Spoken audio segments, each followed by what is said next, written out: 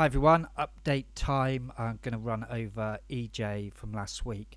I'm leaving the pound alone at the moment because it's notoriously bad running up to the election and kind of got stung by that last year and with this sort of Brexit Trump thing as well.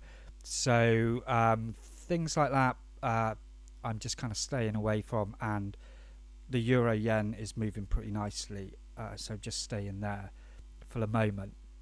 So if you remember last week, had this bad section here where we lost about 10R on this section here, and then I ended up with a short here, here, here, and here. Now this first short, I closed down here for about +3 with the -1 there, so that kind of got us back to -8R. Okay, held these trades over the weekend, and then start of this week added a trade here. Looked to add here, but there was no breakout.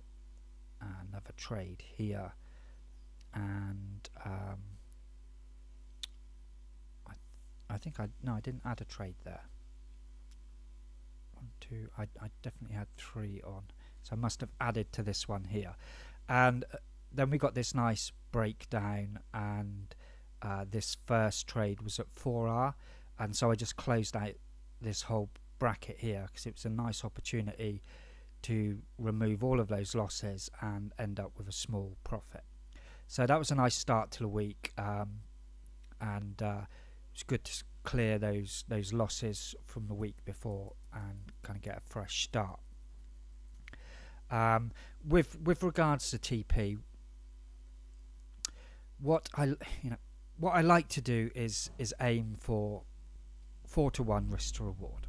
Okay, but what I found in my testing is the further into a move you get and the bigger the range of the bar, obviously those trades are less likely to go to 4-to-1.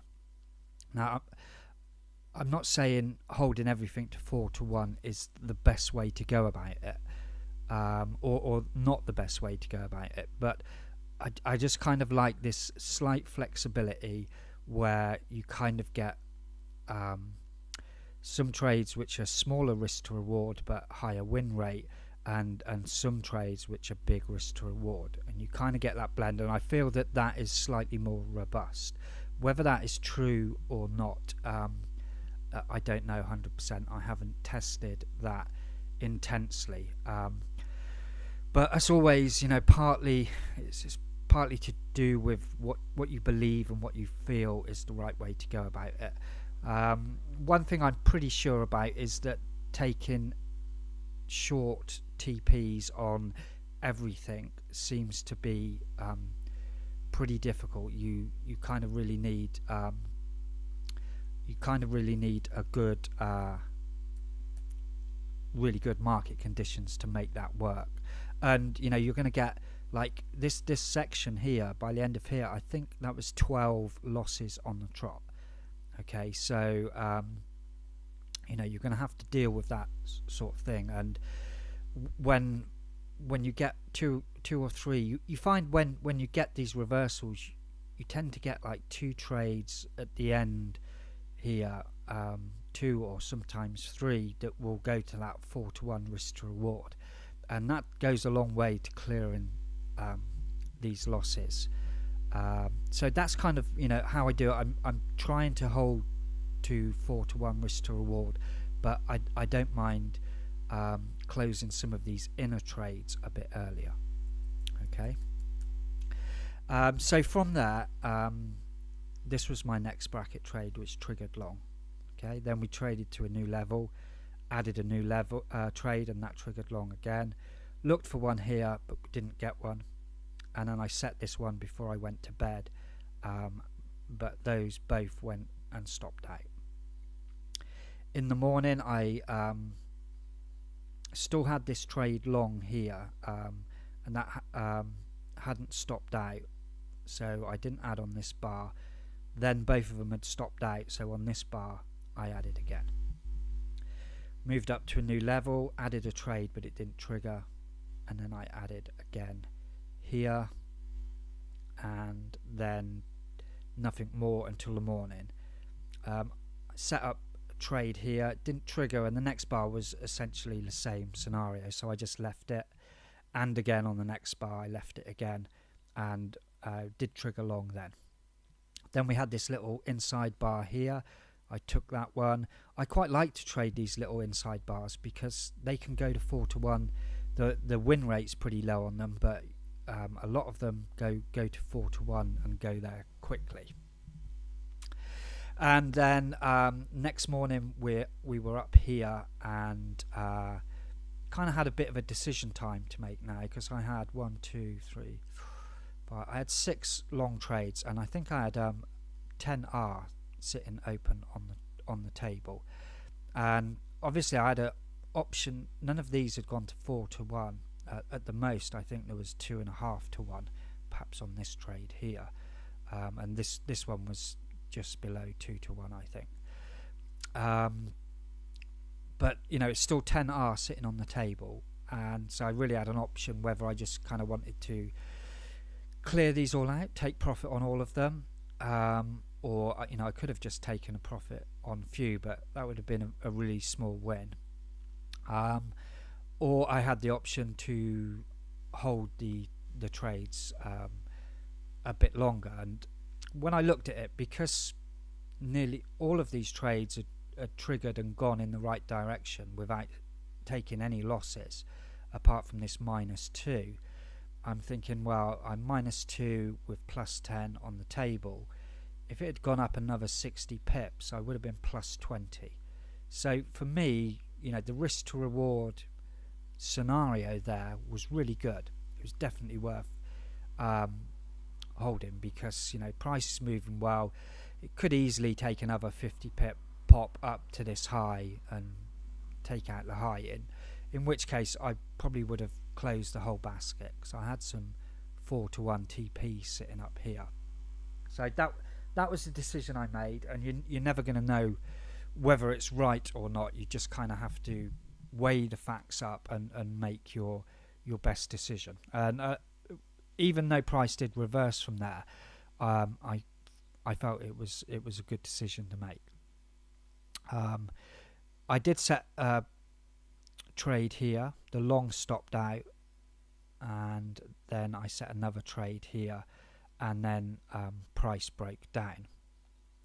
When we broke down here, this short hit 4 to 1 risk to reward, and this long stopped out, and this long stopped out. So that was quite nice, because I still end up with essentially the same amount of positions.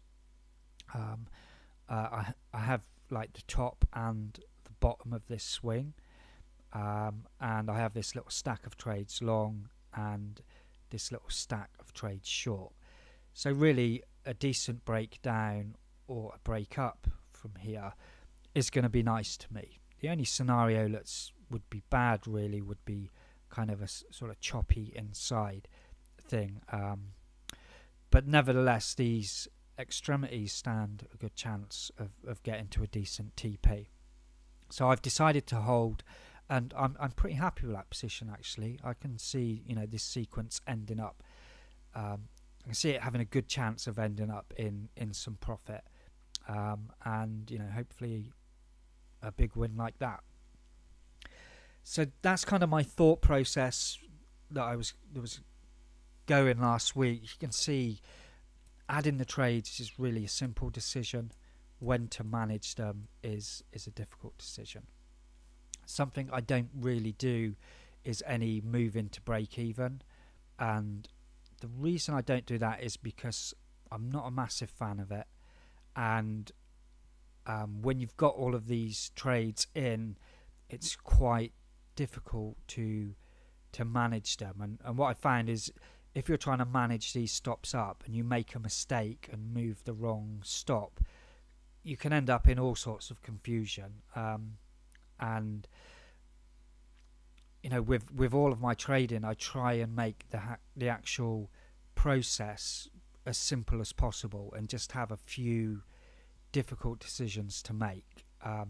So for that reason, the move into break even is not something I'm massively keen on, but it doesn't mean it doesn't work or can't be made to work if it's something that you like to do, like a sort of trailing stop type thing. Yeah, that's it. So I'm pretty chuffed with last week, really. I cleared all my losses from there.